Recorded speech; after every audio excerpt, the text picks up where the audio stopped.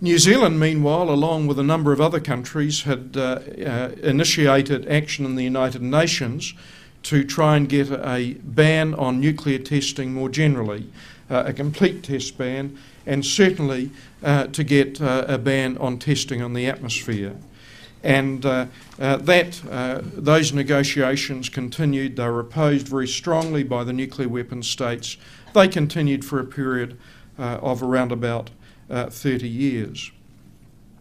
Now, in addition to the testing that was being conducted in our region, there was also a use of the region by, again, states from outside the region for other unfriendly environmental activity. For example, there were various proposals to dump toxic waste in the Pacific. It's a long way away from the countries that were generating the toxic waste.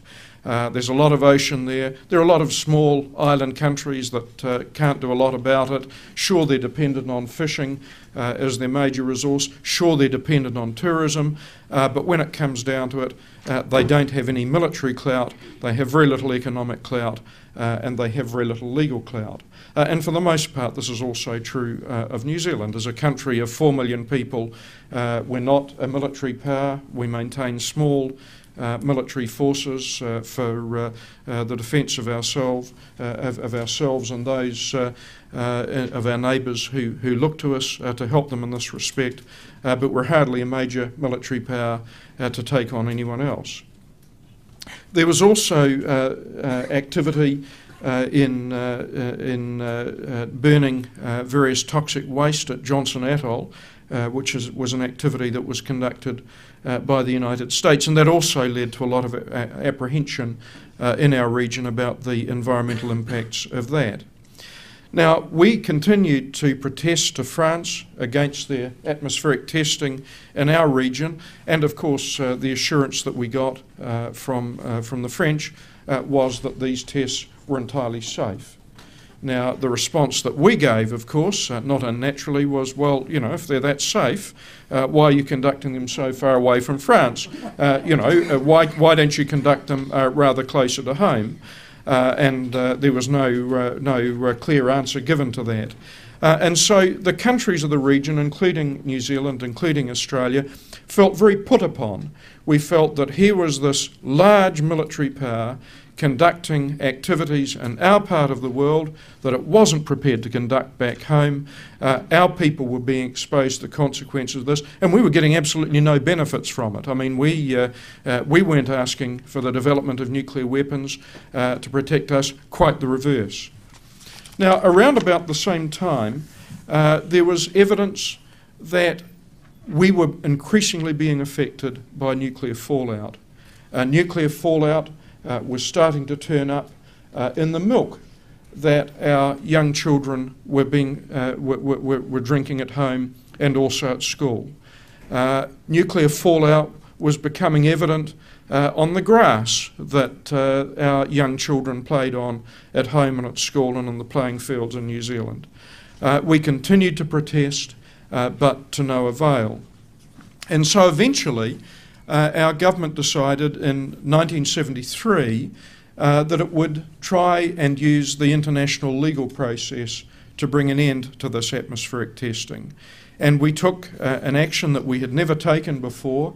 We went to the International Court of Justice and asked the International Court to give a ruling that France's testing was contrary to international law because of the impact that it was having on New Zealand and also on those small Pacific countries that were even closer to French Polynesia than we are, and which were starting to again show the impact of radioactive testing. We went to the court. We got an initial judgment from the court ordering France to stop testing until the case was heard properly. France ignored that and continued to test. And then we had our case, the main case heard, and the court then reconvened to consider what judgment it was going to give. Now, it took the court a very long time to decide what it was going to do about this. And you can imagine the difficulty, the dichotomy that the court was in. The international court, by way of virtue of its makeup, is very much dominated by the countries of Europe, and this has been one of the criticisms of the court. And here was a country from a long way away, New Zealand, coming with Australia to seek a judgment against a European country.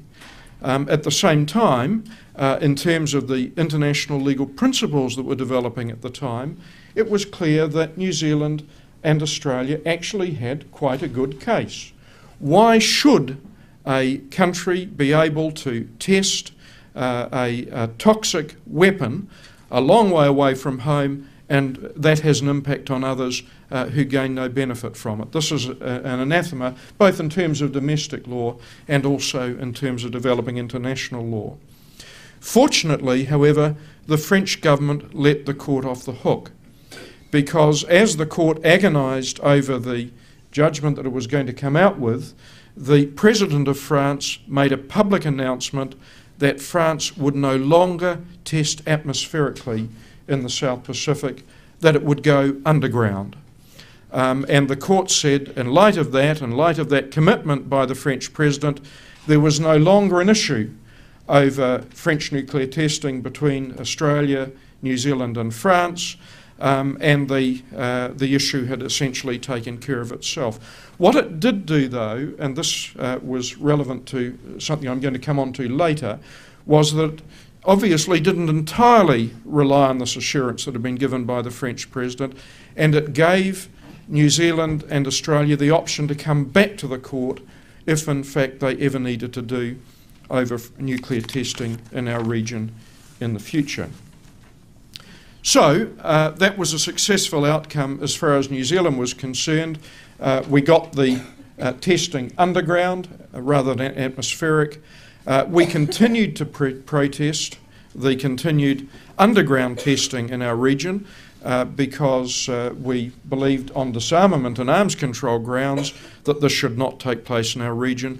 But the environmental arguments and the arguments about the direct impact on New Zealanders from this testing were no longer really held validity. And so during the next few years, through until the mid-80s, the next 10 years or so, France conducted about 140 nuclear tests underground in Mururoa and Whangatapu, just up in the South Pacific. Now, as I say, we continued to protest, and so did Greenpeace. We went through various phases where, for example, Greenpeace sent protest ships up at the time that these tests were being conducted.